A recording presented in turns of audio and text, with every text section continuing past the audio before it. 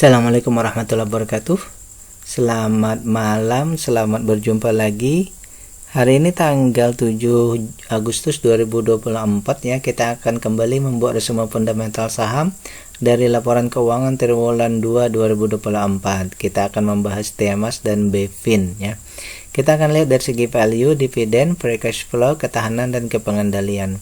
Bahwa analisa kita ini adalah bahan pertimbangan tambahan ataupun edukasi, bukan untuk perintah melakukan aksi beli atau jual ya.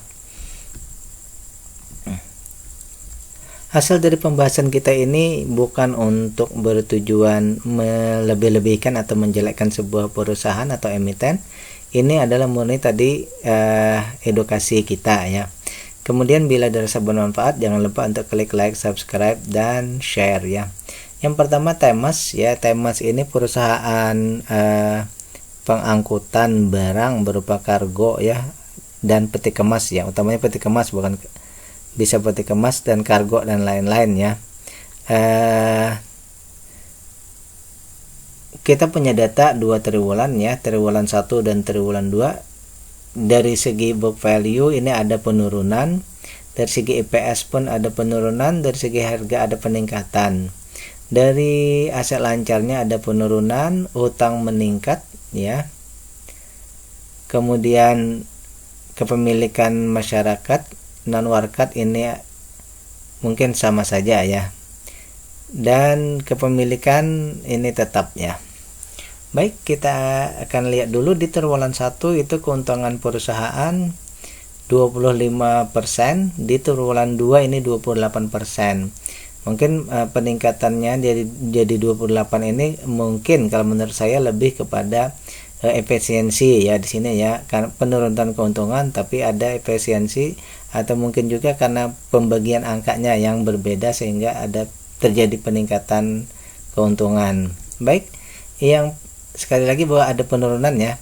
Yang kedua bahwa dari segi valuasi dulu ya.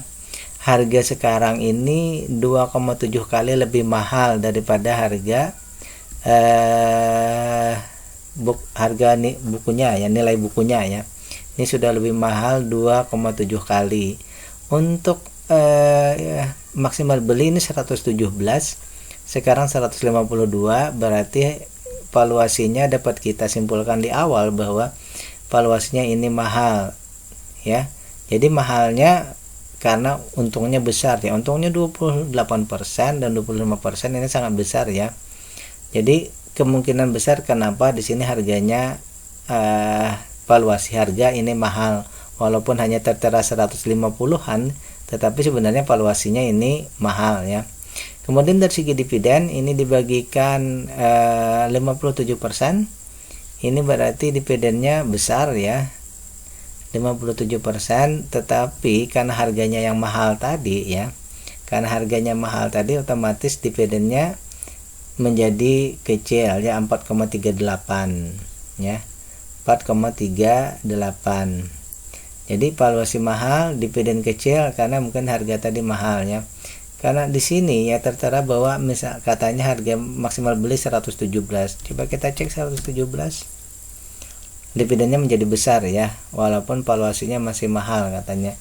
Coba kita kasih 116, valuasinya murah, maka berubah menjadi jauh lebih baik ya. 116, valuasinya menjadi wajar ya. Jadi di sini simbolan kita adalah valuasi mahal yang menyebabkan juga dividennya yieldnya menjadi kecil ya. Baik, selanjutnya dari segi free cash flow 18% ya, dari segi ketahanan ya, free cash flow nya aman ya, 18%. Kemudian aset lancar dan hutang-hutangnya ini aman ya, jadi ketahanan perusahaan oke ya.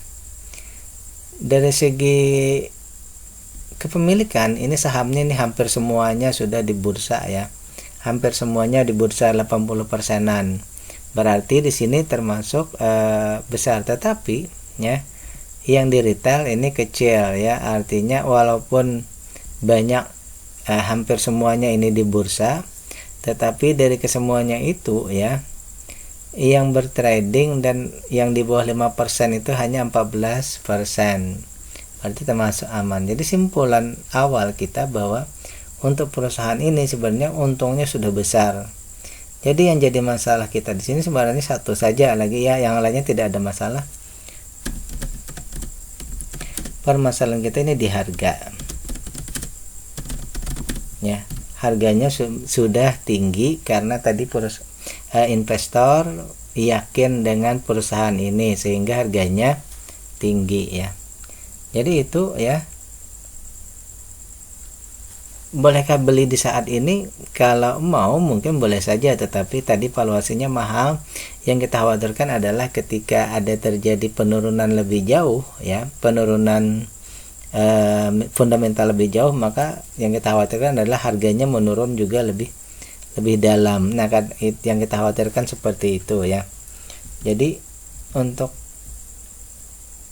perusahaan Temas ini valuasinya sudah mahal ya.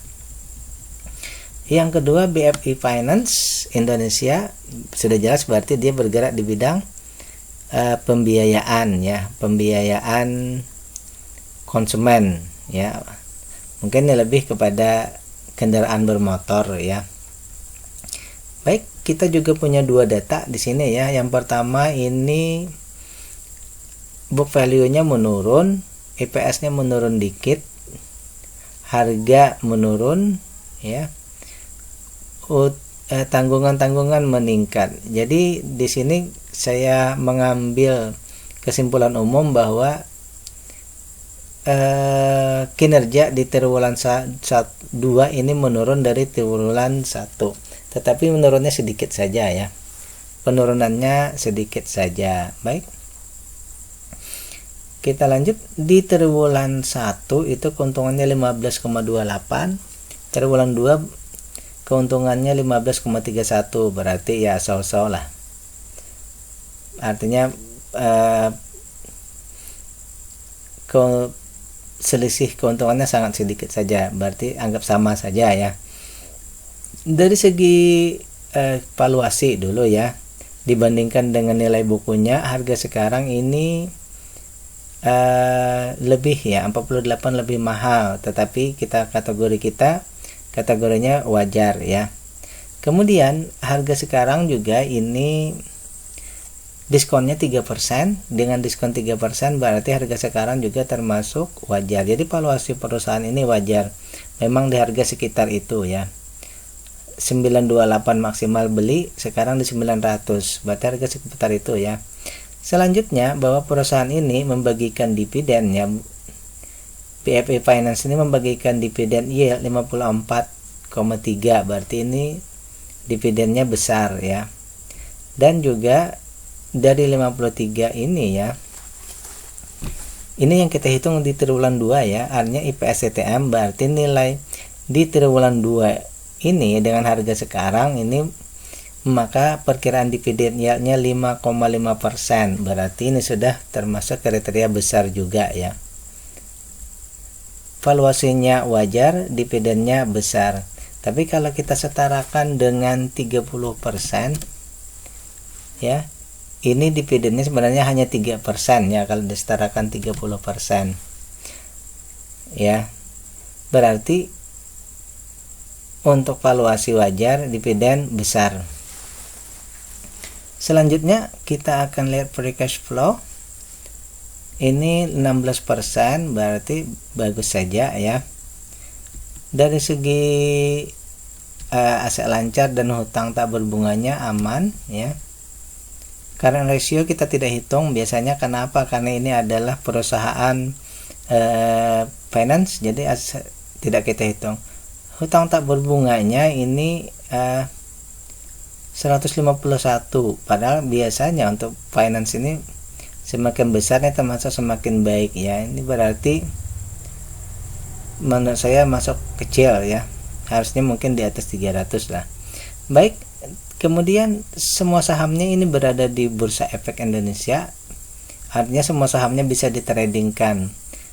Nah kemudian dari semua yang ini bisa ditradingkan ini ya, 43,5%-nya ini dimiliki oleh non warkat ya, artinya masyarakat ya. Nah, kalau menurut saya pribadi, dengan semua bisa ditradingkan dan berjumlah 43%, maka saya pribadi di sini membuat kalkulasi bahwa 43%-nya ini termasuk riskan. Itu seperti itu kalau menurut saya. Kemudian untuk BVN Finance ini juga ya, bahwa dari seluruh saham itu ya, 70%-nya, 70-an% itu dimiliki oleh asing ya. Lokal hanya 26%. Berarti pergerakan asing juga di sini ada pengaruhnya ya. Pergerakan asing di sini ada pengaruhnya karena mereka 73%. Di sini juga ada terjadi perubahan kepengendalian ya. Semula ini di triwulan 1 itu asing, lokal hanya 29, lokal 29, asing 70. Di triwulan 2 ada pergeseran, lokal makin berkurang, asing bertambah ya. Asing ini jadi 73. Berarti di sini pergerakan asing menambah ya. Sementara lokal ini menjual saham mereka ya. Baik, sekarang kita buat simpulannya. Dari segi valuasinya ini wajar, DPR-nya masuk besar. Bagaimana kalau menurut saya pribadi itu mungkin saja bisa di investasi, tetapi kalau bagi dividen investor ini mungkin dia bisa ya, tetapi hanya 5,5 ya. Kalau misalnya beli di saat ini ya, berarti kita harus berpegang pada dividennya. Kalau di harganya turun ya, kita harus lebih dalam menunggunya ya. Kalau menurut saya pribadi tentu saja yang pertama ini adalah non warkat ya. Non warkatnya mesti ya harus turun ya, karena ini ada risiko jumlah sahamnya ya 100% beredar, sementara non warkatnya sudah 43. Non warkatnya yang pertama, yang kedua valuasi. Jadi dua ini yang harus ditunggu ya. Pertama, non warkatnya ini harus kalau menurut saya pribadi ya, harus jangan di 43, harusnya di bawah 40 lah. Yang kedua, valuasinya tadi kalau bisa kita menunggu menjadi murah ya. Itu menurut pemahaman saya ya. Bagi yang mau mengejar dividen bisa saja, cuma hanya 5,5, dengan ada kemungkinan bahwa nanti harga misalnya menuju ke valuasi murah, tentu saja ada penurunan. Demikian pembahasan kita untuk Temas dan BVN ya, Temas dan BVN. Mudah-mudahan bermanfaat. Billahi taufiq wal hidayah. Assalamualaikum warahmatullahi wabarakatuh.